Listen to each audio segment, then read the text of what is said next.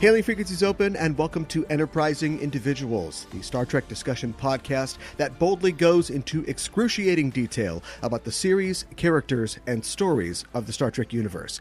I'm your host, Aaron Coker, a.k.a. Caliban, and Federation citizens use the metric system, so they don't know what a quarter pounder is. They also don't know what a quarter is because they don't have money. Attention crew, that was your Captain Caliban speaking from the intro of episode 5.8, where I talked The Royale with Allison Pitt, and this is our annual Christmas clip show. We finally made it to the end of 2020. Or did we? I could totally see tearing off the calendar page and it says December 32nd, 33rd, 34th. But barring any vicious assaults on Pope Gregory's calendar, we will soon be out of this year and on to new horizons and new opportunities. 2020 has been a trying year, not just from a personal perspective, but of course from a societal one as well. And those two things, I think, have fed each other in a lot of ways. It's one thing to see political malfeasance or state violence or natural disasters on TV or on the internet, and to have to countenance it, or in unfortunate cases be directly affected by it. But it's another thing altogether to be separated from your loved ones in most cases and to be unable to get the kind of comfort that we get from our families in bad times. 2020 has been like the Ludovico technique from A Clockwork Orange, but instead of a movie screen showing scenes of ultra-violence, it's our phones showing us our nation and our democracy burning to the ground, and our eyes aren't pried open. We're doing it to ourselves. However, certain recent political and ongoing legislative changes present a case for hope for the future. Now, where climate change is concerned, we are completely screwed unless we do something like yesterday. But we've got a vaccine now that we should all be able to get sometime relatively early next year. And it's possible, or maybe even just probable, that things are starting to move in the right direction. And so even if we can't be with our loved ones this Christmas, we can still cherish and celebrate what Christmas means to most people. That is, a time for charity, a time for fellowship, and a time to embrace the ones that we love, even if you can only do it virtually. Events of this year have hopefully given everyone cause to think and to reevaluate some of our long-held assumptions about how our society works. And I have striven this year to inspire conversations about our society and those assumptions, and how if we want to live in a utopia like the one that we see in Star Trek, there's a lot that we think that we know that we've got to let go of. But in the midst of that, we've also done our best to have fun this year. You know, I had fun with every guest I talked to, and doing the show was, as it always is, a blast. And really, in some of the worst parts of 2020, this show is one of the reasons that I kept going, one of the things that gave me strength to, keep getting out of bed every day. And I hope this year that the show relieved, if just a little, some of your stress and dismay. Actually, I'm just amazed that we actually managed to hit our quota of 22 primary episodes this year, just being the year that it is. And they were all strong episodes with fascinating topics and interesting guests. And all the credit goes to the people behind the scenes here at the show. My producer, keeping everything on track. Without help, I would never be able to talk to somebody who lives outside of the time zone that I live in. I just don't get them. So thank you to those people, and thanks to all the guests who came on the show. We'll get started in just one moment, sharing some of the best moments from the year, but first, I wanted to share some sad news with you. Dave Galanter, author and frequent guest on the show, died on Saturday the 12th after a battle with cancer. And I've met a lot of people, and I've made a lot of new friends since starting Enterprising Individuals, but Dave was one of the people that I was the most glad that I got to know. I always liked talking with Dave about Star Trek and writing and even just shooting the breeze about whatever. He was such a kind guy, and he could also be extremely snarky, and I love that combination in someone, an acid tongue but a good heart. He was a really clever and a funny guy, and he was a great author, a TOS fan, a big fan of Spock. His TOS novels are great, and I think that he does a fantastic job in them and in all of his writing of really capturing the characters of Star Trek, especially in his TOS novels, the characters of the original series. Like, they really feel like TOS episodes when you read his books. And he was a fan of the new Trek shows as well. He was on Discoverage, our CBS Trek recap show, several times. Last year at the Shore Leave Convention, we got to meet and hang out with Anson Mount and Ethan Peck, and I think that was a particular thrill for him. I know it was for me.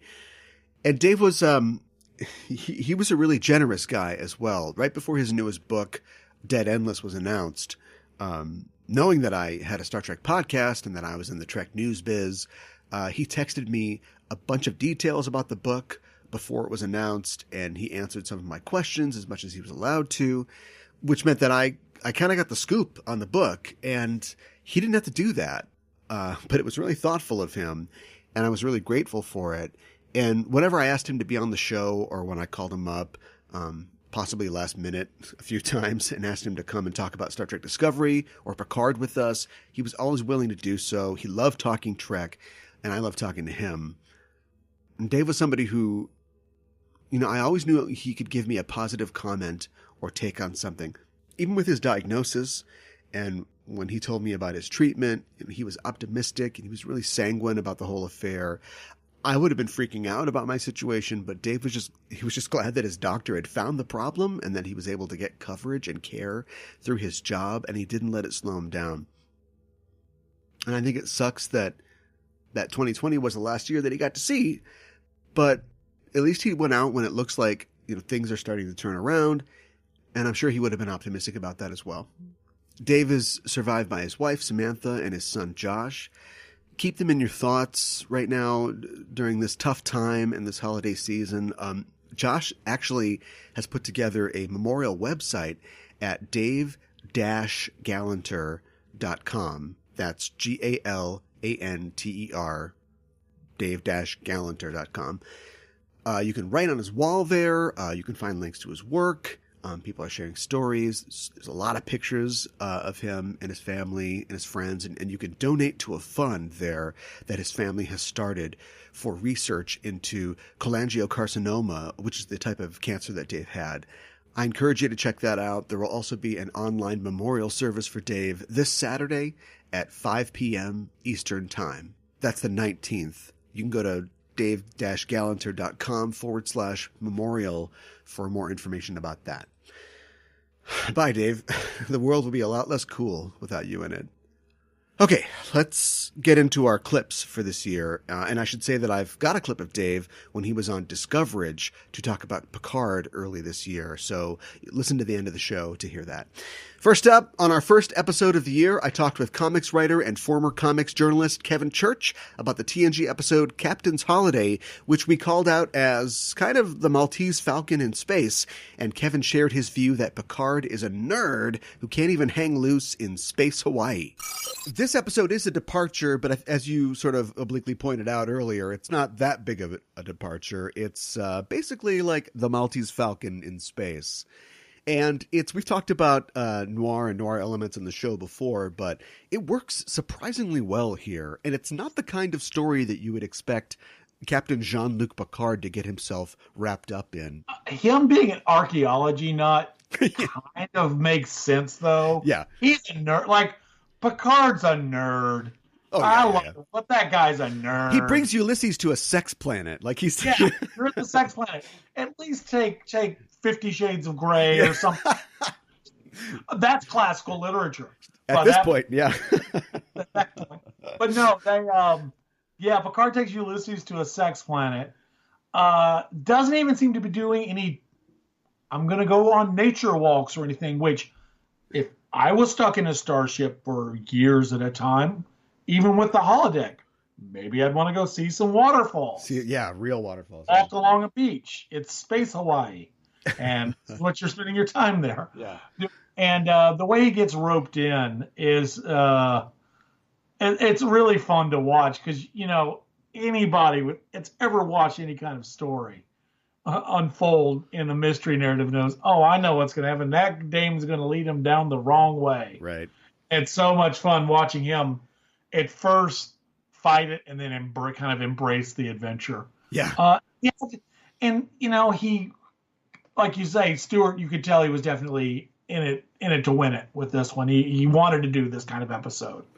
On our first supplemental episode of the year, I spoke with sex work advocate Maggie McNeil about the negative perception of sex work, how the perception of it got caught up in a sex trafficking hysteria, and how it meets discrimination from both sides of the political aisle. If you had to call out the biggest issue, I mean, if you could pick one currently facing sex workers, what would you say that it would be? Oh, the biggest issue right now is the sex trafficking hysteria. Okay. About 2000 is when it started, but it really hit the public eye in 2004. Yeah. Basically, the long story short version is that you had these people who have always been against sex work, and they felt in the 80s and 90s as though they were losing. And especially around the turn of the century, we had several countries and areas, states of Australia, etc., decriminalized sex work. Several European countries were liberalizing. And then, of course, in the United States, we had Lawrence versus Texas in 2003, which decriminalized homosexuality. And so I think what happened was these folks saw the writing on the wall. They saw that society was getting more accepting of sex work. And saying things like, people were beginning to say things like, well, why is it society's business what consenting adults do? Yeah. And so what they had to do was they recycled this moral panic from the early part of the 20th century, which in those days was called white slavery, but they gave it a new name, which sounds less racist. It is not less racist, but it sounds less racist.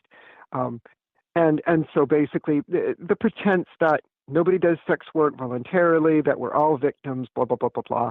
Yeah. And the widespread acceptance of that is, I think, the biggest issue we have right now. And do you feel like it is like a conservative pushback against some of the freedoms that were coming around, as you said, in the end of the last millennium and the start of the new one? Or is it an increase in awareness because of the internet and things like that? Like, what do you think is behind it? Well, the internet made it easier for them to spread it. Yeah. Although, if you look, it's a lot of the legacy media, the TV and the newspapers and all, that are actually doing the heavy lifting for that. It was the New York Times that launched it in January of 2004. Okay. So it's definitely the internet has helped, but I don't think it's not really the conservative some of them are in the way that Americans define conservative and progressive or liberal or whatever. Yeah. The way that Americans define those terms, it's not a conservative thing per se, although it does have its roots in evangelical Christianity. But a lot of the pushing is being done by mainstream feminists who are generally thought of as part of the left. So I call it the anti-sex people, regardless of where they fall on the political spectrum. Yeah, okay, I can see that.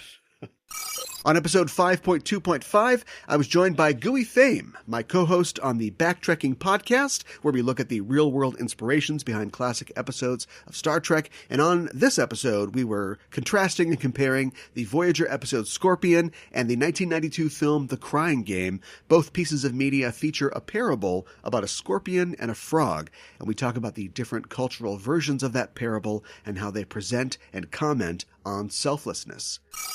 There's another variation that is a Persian fable called The Scorpion and the Tortoise. Okay. And it's always almost some passive animal, sure. Right.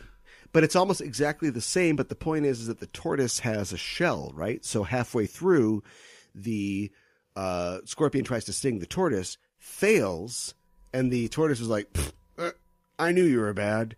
And it really is more like about how good people are good, bad people are bad, and don't associate with bad people because they're just going to, try to sting you. But in this case, the hero of this, the tortoise, isn't stung, but he is just, his belief in bad people being bad is affirmed. Yeah. I kind of like the Russian one better because at least it's got some good tragedy in its storytelling. But it's a terrible story, I think. It's not going either way, yeah, but it's not super smug and superior. It's interesting, I think, in the context of these two pieces of media where people are trying to use them as an example, and it's like, if you think about it for long enough, it kind of falls apart a little bit. Or at least the metaphor is different than what they intended it to be. I think that's true of both pieces of media. Yeah, I think that it's easy to say that, and I think people will definitely act in their own interest or in the interest of others if they've put that above their own. But we see people's natures be questioned and change in both examples of media as well. And so nothing is hard and fast, I don't think. Yeah, certainly. And then partially, you got to consider that if you're the frog, you just need to keep one eye on the scorpion the whole time. That's what's great about their two philosophies, Janeway and Chakotay, is they both believe, like, hey, we got to keep an eye on these things. Oh, they have no question about, they know the scorpion has a sting for sure. Yeah. But I think Janeway is just like, we must be vigilant but work with them, and Chakotay and them together come up with, we need to stab them in the back. Yeah. I love that. We're going to scorpion the scorpion. Who scorpions the scorpion? I love it. And I should also say that if you're interested in hearing about the origins of some of your favorite episodes of Star Trek, you should check out the Backtrekking podcast at Backtrekking on Twitter or wherever you get your podcasts. On episode 5.4, I spoke with perennial show guest David Mack about his DS9 episode, It's Only a Paper Moon. On the episode, we talk about how his original pitch for a light comic episode evolved into the touching story of Nog overcoming his grief. Part of what made it work, finally, was when they came around to season 7 and they revisited, they said, well, we just spent all that money building the Vic Fontaine Vegas sets, and we need to amortize that cost by using it in a few more episodes. What if we change the Quark's pitch to a Vic Fontaine pitch, and we set this thing there? And they were like, all right, that actually makes sense. So we switch, Quarks to Vics, and then they say, all right, so we just need a heavy A-plot to hang a hat on, and then we need some side plots. And that was how they got from what we pitched to when they came back to us and said, all right, we've made a few minor changes. Right. And we said, minor changes? We don't recognize any of this. Why are you contacting us? They said, because it's your name on the front of the folder. So they spell it out. We want this. We want a story about Nog. He's coming back with a prosthetic leg. He has phantom pain. He wants to do his rehab in the holosuite, but he's being a dick about it, and this and that. And we said, okay, why is he having all this trouble? Why is he in the holosuite?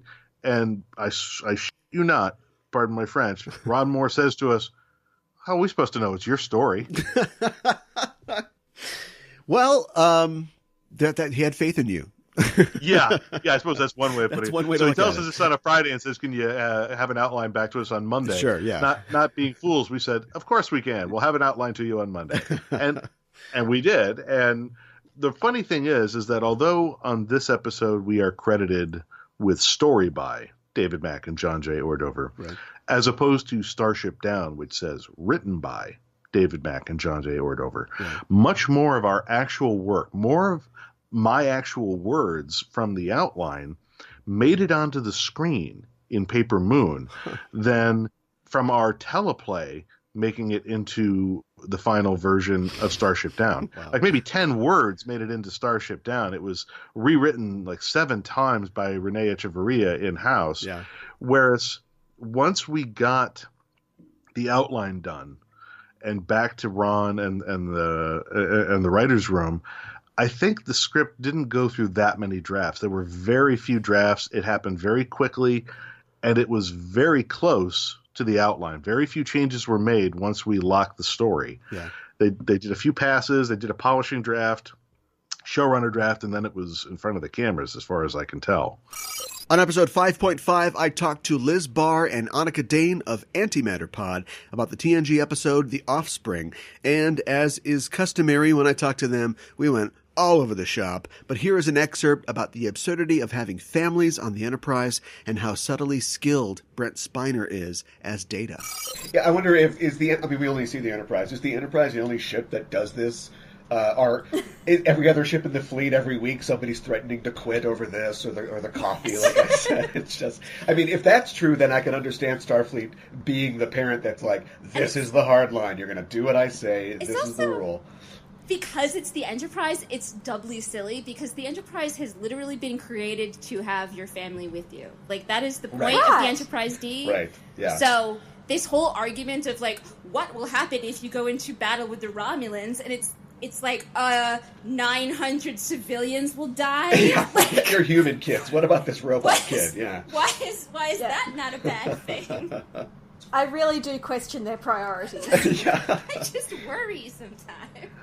I have to mention Spiner's performance in this episode. I mean, he's always great, but he's really great in this, and I think it's exemplified in that final scene when, if this is the custody drama that you posited earlier, this last scene is him doing the speech where he's on the stand and he's arguing for why he should be the father or allowed to continue to have custody of this kid. And because he's Data, he can't have emotion, but the way that he delivers this, like, passionate speech in the flat, cadence of sort of Data, but you still get it. And the words that he says about it being his duty and about how nobody can relieve him of his obligation to his child it was just great. It's a great bit of writing. It's a great bit of acting. I was really impressed with Spiner's performance as well. And I think misremember Data as over the top. Yes. Sometimes it can be a little hammy, and certainly, like, Allure is super hammy, and everything that Brent Spiner did in Enterprise, or, like, past Next Generation, like when he was in Independence Day, and that was ridiculous. And so I like remember that. So when I watch these quieter episodes of Data, as you say, giving a really emotional performance with no emotion, it's really impressive. Like, I'm like, oh yeah, this is why everyone loves Data so much and why everyone thinks that Brent Spiner is such an amazing actor. Like, it's this stuff. Yeah. And like a lot of people who are really good at something, they don't always know what it is exactly that they're good at. So when you... Right. So Brent Spiner always wants to put on a cowboy hat and, like, dance around. Or when you let his best friend write a Star Trek movie, you get Star Trek Nemesis. Yeah. Jen Dahlman of the Rosemary's Ladies podcast was on episode 5.9 to talk about Coda, one of my favorite Star Trek Voyager episodes, and we talked about how Starfleet officers are no stranger to time loops and why it's tough to make Star Trek scary.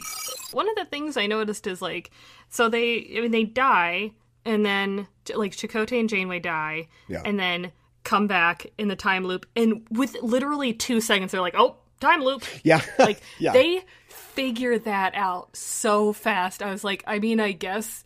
They've had that class at the Academy. Right. They must have, because they immediately are like, look at each other and like, yep, time loop. All right, let's get on this, yeah. I kind of like the vagueness of the whole demon guy, though, because it's... I don't know, like, Trek has... Trek rarely does horror or ghosty stuff, and when it does, it's like Sub Rosa or something like that. And so it's tough because it's really tough to do a ghost story on Star Trek because you just go, is it a ghost? Tricorder. No, it's photonic energy or something like that. Yeah, they have too much information and it's a scientific setting, but there are creatures and aliens that we don't know enough about, and that makes them kind of scary and mysterious. So I do wish that they had come back to this guy, because when you think about it, we don't know if these aliens just exist on this planet, or if they picked this up somewhere in the Delta Quadrant, or if he's even gone. Like, will he, every time that she is close to death in her life, this guy will be like, hey, what's up? I'm still waiting for you to come to the demon deli so we can eat you. Well, that's what he says at the very end. He's like, anytime you're close to death, I'll be there, and, like, you're going to go with me. Yeah. And he's like, I'll find you again, and you will nourish me for a long time. And I'm like, that's creepy. Bring this guy back. Yeah. Yeah. And so it's just like when you think about, especially later in the show, like some of the real big moves that she makes, like we know that she's a real headstrong, confident captain, but some of the things that she does, I kind of, it's like my headcanon, like, is this thing still gnawing at the edges of her sort of consciousness? Is she still thinking about, we're all scared of death, but is she scared of a future like with this guy? Yeah, there's not a lot of carryover. It does feel very Monster of the Week with Star Trek, and so sometimes there's a hard time with being like, like in this episode, they were like, "Oh, you caught the phage," and I was like, "That was something I didn't think was going to come back from season 1." There's an episode in the 5th season with George Costanza where he's part of this. It's called Think Tank. He's part of this like think tank of like really smart guys, and they just mention offhandedly like, "And we cured the phage." And Janeway's like, "Oh, word? You guys, okay. You guys can't. I mean, we're never going back there, so we wouldn't know about that." But it's like, oh, okay, well, it's a little continuity there. Writer, musician, and top-tier game master Fred Love was on episode 511 to discuss the Voyager episode Timeless, which evolved into a discussion about Harry Kim and how he relates to Wesley Crusher and other wunderkind characters in Star Trek. I think that it's a missed opportunity because he is somebody who comes with all the gifts. Like, he really should be... Like, when you hear that, you know, like Will Riker was the head of his class and he's being groomed, you know, to be the best captain in Starfleet... He is that, and he is, you know, an excellent officer, and we see that. But having somebody like Harry, who has all this potential and then is thrown into this horrible situation in the way that it sort of subverts what he thought he was going to get out of his life, and yet having to rise to the challenge and, you know, do something kind of different. Like, in a lot of ways, I think of him as Wesley Crusher done right, or at least done better. Like, they're both, these kind of wunderkind characters. And Harry Kim's like, he's potentially like dislikable, but he's not as like crazy pretentious like Wesley. I think they did a good job of making him a little bit precocious, but he embodies for me the idea of that like perfect Starfleet cadet or young officer. You know, he's a genius. He's packed with science and training, but he immediately learns that book learning and potential aren't going to be enough to survive what he gets into. And where Wesley experiences disappointments and challenges, and eventually he just says peace out and he leaves Starfleet and goes with the Traveler. Harry sticks with it, and he becomes more and more seasoned as the series goes on. But to be fair, he didn't have much choice except stay on Voyager, I guess. Yep. I think that's an interesting comparison you make with Wesley Crusher, who I think does come off as standoffish and unlikable early on in the Next Generation. And I would not say that is the case with Harry Kim. I think he's perfectly likable. Yeah. He's a perfectly competent officer, and he makes friends. And I think Garrett Wang had good stage presence.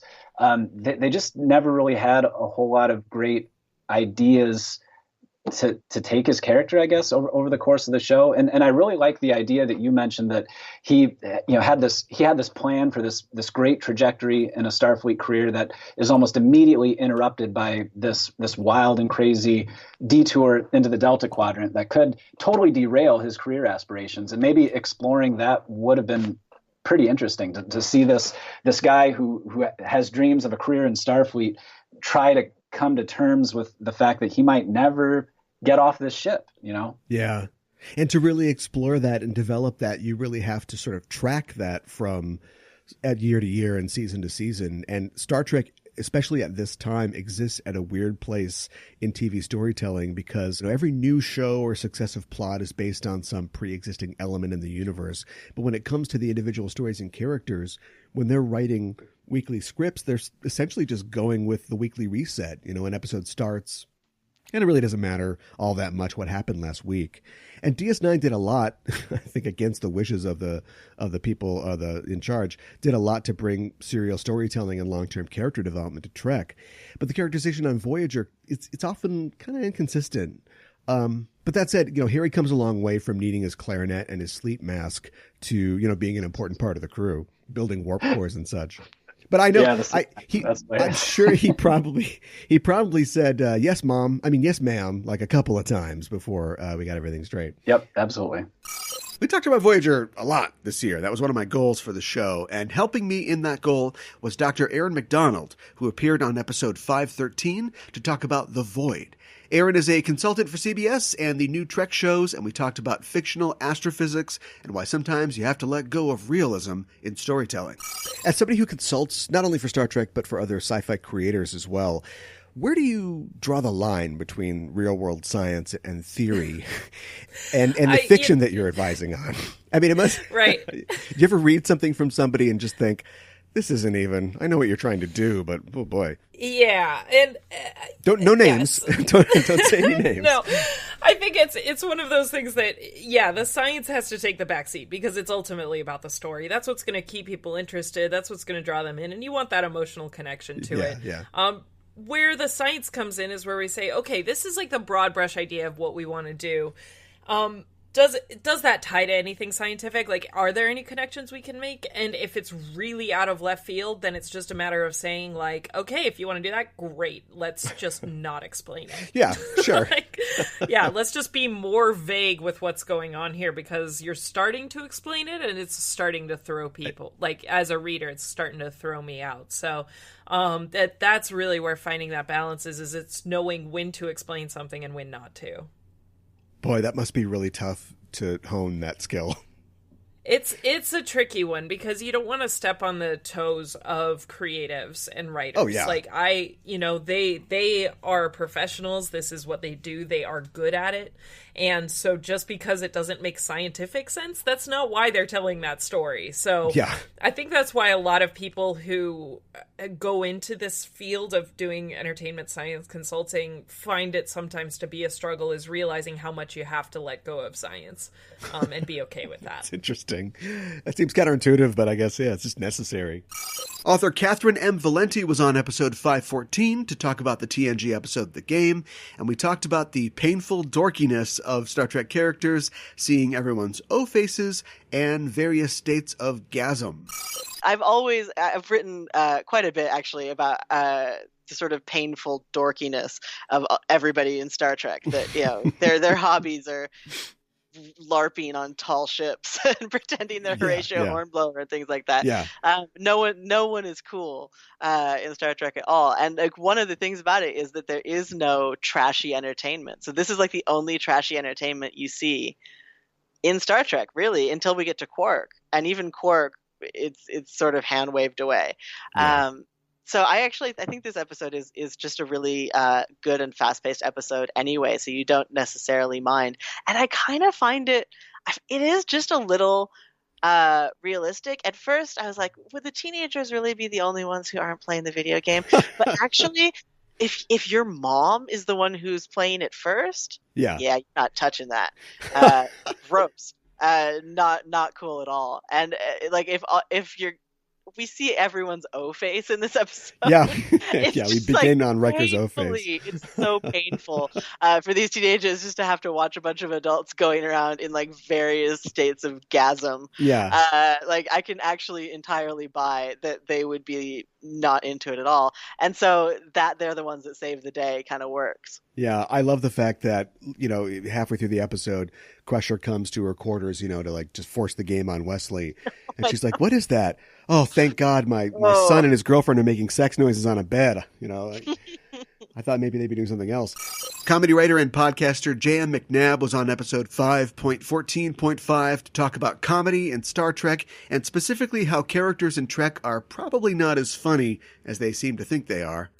I think that whenever characters in Trek try to talk specifically about comedy, it's not exactly hilarious stuff. They're often talking about pulling practical jokes on each other, and the jokes are just lame. They're like, wow, you really got him. Like there's a thing where Wes is being picked on at the academy, and somebody rigs his shower to spray mud on him. It's like, okay, all right, that's real conceptual when you think about it. He's there to get clean, but it sprays mud on him.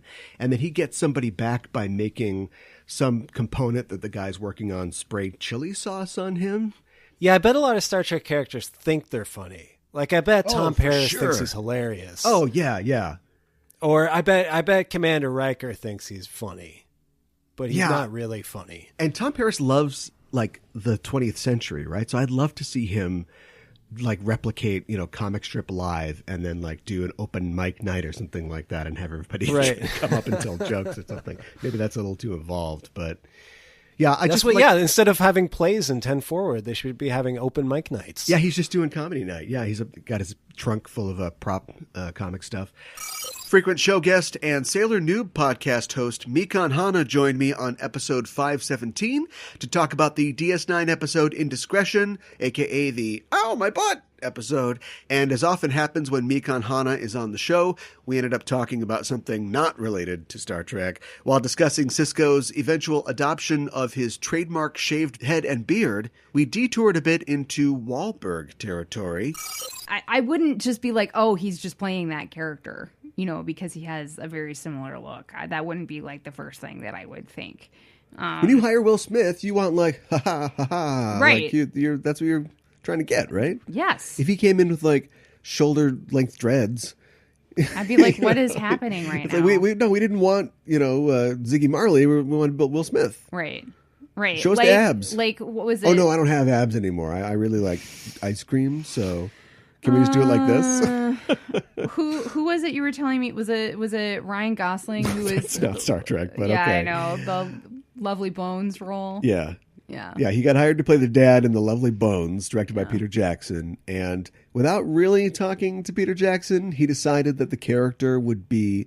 Because he's Ryan Gosling, we all know, The Notebook, whatever. Right. But he thought like the guy would be like good looking, but he'd gone to seed because the character's depressed and is reaching middle age. And so he gained like almost 100 pounds in the months after he had gotten the job before he showed up on set.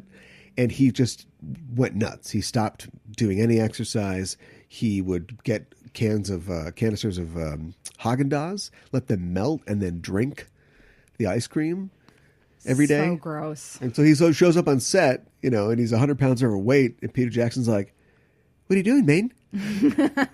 What happened?" And then they fired him and hired Mark Wahlberg. So that tells you, like, oh, okay, well, I guess that's what you wanted. Yeah, so. right. Exactly. Dad's ripped. Yeah.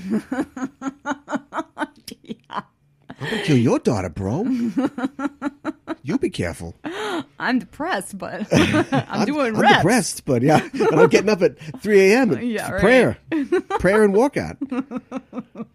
Catherine Trendacosta of the Electronic Frontier Foundation joined me on episode 517.5 to talk about data rights in the Federation, and I asked her what social media might look like in the future of the Federation, and here is her answer.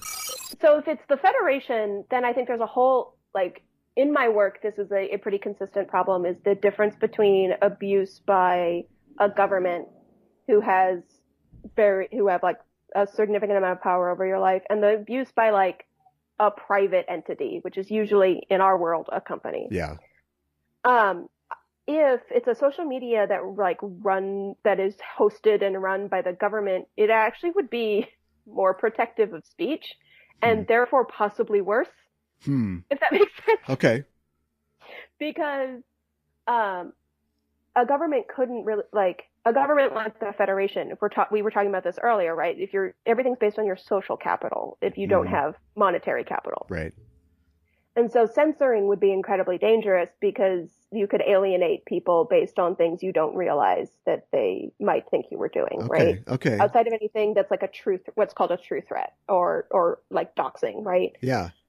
So a government run thing would probably be pretty permissive, whereas privately run things, and that might actually itself be better if social networks were in the future small and based on just you and your friends set one up for yourselves. And you have in that sort of a contract thing we were talking about earlier, you made your own rules, right? You agreed this is where we talk about these things and this is what we will and will not tolerate and will enforce it. That's normal boundary setting and what the world should look like, right? Yeah, yeah. And so there would probably be some version of the Federation-wide Twitter where people just scream into the void constantly. Yeah. And I use Twitter too much. As a former journalist, I'm just on it way too much. I'm extremely online. But I would assume that there's that one where everyone's on it constantly screaming nightmare scenarios or pictures of their lunch, and then there are smaller ones that are individually set up for remember back in the old days where you'd have a Usenet group where it's based on something. It's based on a shared interest or a shared culture or a shared history or family or friendship or school, and so that there's some reason for it to exist rather, and like it's policed for that rather than the social networks we have now, which like Facebook started just for schools, right? And now it's just the only business model it has is everyone, and that's why hence the screaming. It's just for ruining elections now, yeah. Yeah. So like they only have one model, and it's growth. It's like Borg, like you will join Facebook. Welcome to capitalism, yeah. Yeah. And so like a social media of the future would probably be a like small groups that like grow naturally rather than grow unnaturally, which is sort of what we have now. Yeah. And like the Federation one, where everyone just puts everything they want and nothing happens because the government can't actually stop it. Sure, and it's just saying something. Free fire zone, yeah. TV producer and 50-year mission author Mark A. Altman was on episode 518.5. Mark was also the co-writer of the 90s cult film Free Enterprise, along with Robert Meyer Burnett, and we talked about the unintended consequences of having a large action figure and collectibles collection on display. There was a time, because like when you look at Free Enterprise, like Rob's apartment, the character of Rob, is just filled with all this, toys and miniatures and posters and props and things, and it's almost, I remember, this is a true story, an ex-girlfriend of his once said to him, I feel very uncomfortable being in your bedroom because I have all these little eyes looking at us, and he's referring to his action figures. And so I always was a little more tasteful. Like I definitely had my collection, but I tried to like have like one or two display cases, and I was always careful about like what I had. I mean, I still, have a lot of stuff, but it definitely is more curated rather than everything I was ever into. Yeah.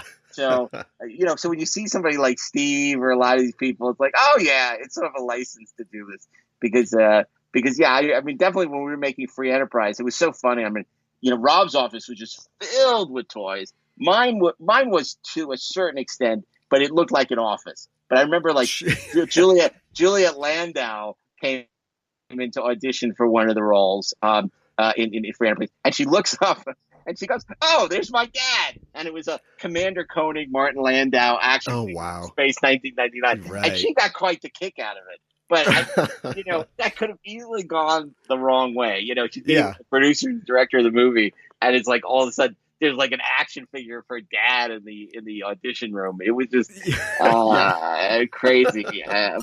I had meteorologist and fandom forecast creator Katie Nicolau on to talk about the DS9 episode Let He Who Is Without Sin for episode 519, and she shared a story about how she went to a con and accidentally won a date with series star Chase Masterson. I accidentally won a Star Trek dating competition with her at my first ever Star Trek convention. It was not on purpose. I mean, it was the first day, and I'd never been to a convention. We walked into the main hall, and they said, "We need volunteers." So me, being the child that I was, sophomore in college is such a child, I raised my hand. What could possibly go wrong? Turns out you were supposed to try and win a date with her. And I'm a straight woman, but I was like, I don't know how to do cool about this. I said, you know what? Let's take this as I'm looking for a wing woman. It was the blind date game, so you're like trying to pitch yourself. I'm like, maybe we could go down to Bajor, find a couple Dr. Bashirs, hang out. Yeah, sure. She picked me over 7 other guys. That's great. I lost my mind. And when I went up on stage afterwards, she'd like to get a picture with her. She just whispers in my ear so no one else could hear it. She goes, "Let's go find us a couple of Bashirs." Like, you just made my life. That's great. Was there like a equivalent, like Win a Date with Casey Biggs or something like that? Oh no, it's just her. And sadly, it's not like you actually got to go and do anything. You just got the cool picture. But yeah, I'm like, how cool would it? But Jeffrey Combs or something like. Sure, I want to pick your brain for a night. Let's do this. It's sort of like eye rolly that you're gonna win a date with Lita, but it's also weirdly progressive that they let you compete though. Yeah, I mean they just saw my hand from the back of the room, and I think they just figured, yeah, come on, let's all be inclusive. They're down. He actually said, come on, we want everyone to be involved in this. Anyone from any walk of life. And I'm like, What does Anyone? that Sure. mean? Yeah, what does that mean? We're gonna find out what that means. On supplemental episode 519.5, I spoke with Josh Zelikovitz of the podcast Star Trek and the Jews, and we talked about how even though the stars of early Trek and many of the creators and producers behind the scenes were Jewish, that didn't necessarily translate to seeing Jewish characters on screen. But that didn't stop analogs for Jewish characters and concepts from reaching the finished product. It's so interesting, too, because, Gene was a guy that was surrounded by Jewish creators and writers, in his own production. The stars of his show are both Jewish, and his executive producer is Jewish. And so these voices are all there, but that didn't translate really to there being any, as we mentioned, like explicit characters or like explorations of those ideas on screen. Yeah, there's an article by a journalist named Sheldon Teitelbaum. It's from 2015. And, we know that Gene Roddenberry is a complicated man with a complicated legacy. And Sheldon Teitelbaum asked Gene Roddenberry, like, is there a Jewish character to elements of Star Trek? And Gene's answer is, like, pretty scary. His response was, I'm actually going to read the quote here. Go for it. You Jews... And hold up, we're already in trouble. Yeah. You Jews have a lamentable habit of identifying those characteristics in a society that you deem positive and then taking credit for them. Yikes. Now let me tell you about my new creation, the Ferengi. Leonard Nimoy has also said, unfortunately, that, Gene Roddenberry, that he observed him making anti-Semitic comments and comments about other racial and ethnic groups as well. And he's a complicated man who expressed, these humanist values, but didn't always live up to them. And yet we know at the same time that there were Jewish creators in the show who, and my show doesn't try to say that every single thing we look at was intentionally putting Judaism into Star Trek. Right. Often we're just drawing parallels and looking for examples and ways of exploring Jewish texts or Star Trek texts. But there's things like the Voyager episode Day of Honor that was made as a Yom Kippur special, or Leonard Nimoy's depiction of Mount Saleya when he directs Star Trek III, which, he's said in interviews he was trying to go for like an ancient Israelite aesthetic. So like in lots of places, there's like authorial intent that Gene Roddenberry perhaps didn't see or chose not to acknowledge. And finally, Dave Galanter joined me and my co-host Ella on Discoverage to talk about the Picard episode Absolute Candor this year. And before we even go on to talking about the episode, we got immediately detoured into talking about cashew milk, me wanting to try non-dairy milks, and also the positive response to Dave's newest book, Dead Endless, and having the actor who plays the character that you're writing for tell you you're right on the money. I don't usually drink milk, but if I do, it's in the form of ice cream. Although I've heard very good things about cashew milk, if you want to try something. Isn't that good? Yeah, it's like drinking cashew butter. Have you ever had cashew butter? Oh, I was going to say.